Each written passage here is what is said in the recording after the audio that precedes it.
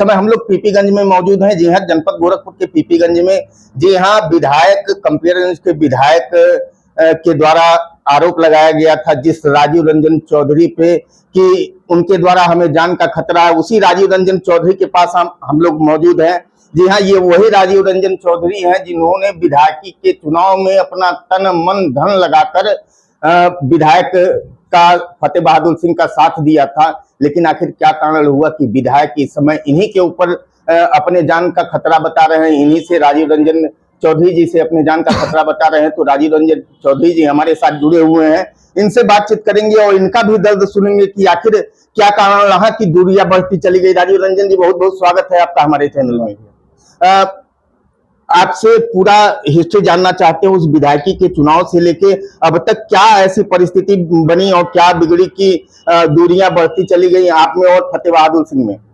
मैं राजीव रंजन चौधरी जी, ward number 13 Shyamnagar Pipiganj कैंपेयरगंज का निवासी हूँ। जी, मेरी माता सरोज देवी वार्ड नंबर 15 से भारतीय जनता पार्टी की जिला पंचायत सदस्य हैं।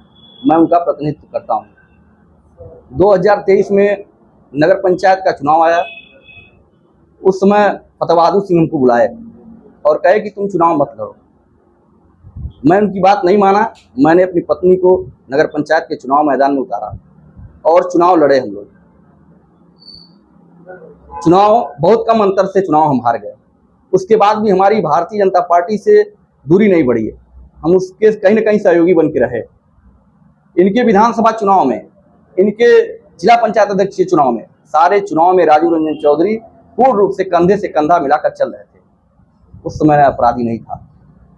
जब नगर निकाय चुनाव में मैं इनके कहने पे इनके बात को नहीं माना और मैं अपनी पत्नी को चुनाव लड़ा दिया, उसके बाद से ये मुझे थाने पे उसी नगर निकाय के चुनाव में मेरे ऊपर गुंडा एक्ट की कार्रवाई करवाए, जिला बदर करवाना चाहते थे। उसी समय एचएस भी मुझे वही बनाए। जितने भी फर्जी मुकदमे लगे हैं सारा उन्हीं का देन है। तो केवल आपको नगर पंचायत अध्यक्ष का चुनाव न लड़ने देने के आपने उनकी बात को नहीं माना, इसके एवज में आपको हिस्ट्री सीटर घोषित करवाया गया, उनके द्वारा फर्जी मुकदमे में फंसाया गया। ये आपसे ये जानना चाहता हूं कि अब इस समय आरोप लगा रहे हैं फतेह बहादुर सिंह की आपके द्वारा उनकी जान को खतरा है, इसमें क्या सच्चाई है और क्या हकीकत है? मैं बताना चाहता हूं, अभी लोकसभा का चुनाव हुआ है। ग्राम सभा जंगलगई में विवाद हुआ जी, और मेरे ग्राम सभा से वह काफी 1.5-2 किलोमीटर दूर है। उसमें भी मेरा नाम डाला गया। प्रशासन के ऊपर दबाव डाल करके मेरा नाम डलवाया गया और प्रशासन जब विवेचना किया, पूरा सीडीआर निकला तो उसमें मैं नहीं पाया गया। और विधायक जी का हमेशा यह रहता है कि इनको दबा के रखा जाए। मेरी बढ़ती लोकप्रियता से वो घबराते हैं और ये जो झूठा आरोप लगा रहे हैं, ये उनकी मनगढ़ंत कहानी है। ये सारी चीजें अपने खुद बनाए हैं और खुद जानते होंगे।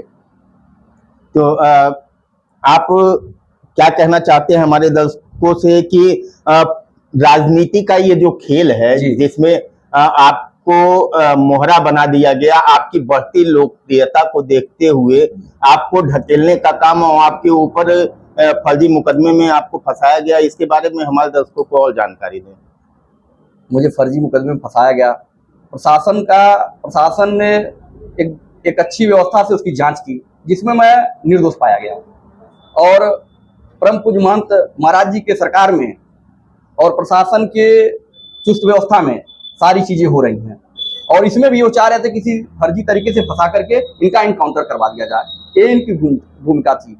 अच्छा, इस समय भरोइया के ब्लॉक प्रमुख प्रतिनिधि संजय सिंह भी आपके पक्ष में खड़े हो गए हैं। इस संबंध में कुछ बताइए कि आखिर क्या ऐसा कारण है कि संजय सिंह भी आपके साथ कंधे से कंधा मिलाकर खड़े हो गए हैं फतेह बहादुर सिंह के विरोध में? संजय सिंह ब्लॉक प्रमुख प्रतिनिधि भरोइया के और भरोइया ब्लॉक प्रमुख के भरोइया ब्लॉक के अंतर्गत मेरा ग्राम सभा आता है जी।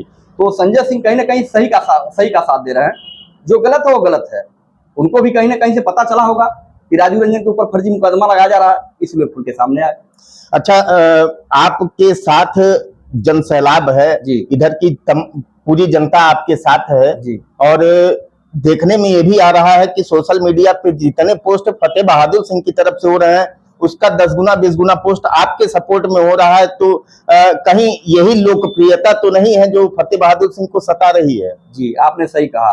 वह मेरी बढ़ती लोकप्रियता से पूर्ण रूप से घबरा चुके हैं। हमारे साथ युवा साथी इस क्षेत्र के 100% तो नहीं कह सकते, लेकिन 90% युवा साथी का सहयोग है। यहाँ पे जितने भी नौजवान साथी हैं, यहाँ के क्षेत्र की सभी जनता सब हमारे साथ है, और इसी क्षेत्र में आते हैं, सर्वे भी करते हैं, उनको भी पता चलता है, और जब लोग बताते हैं तो घबराते हैं।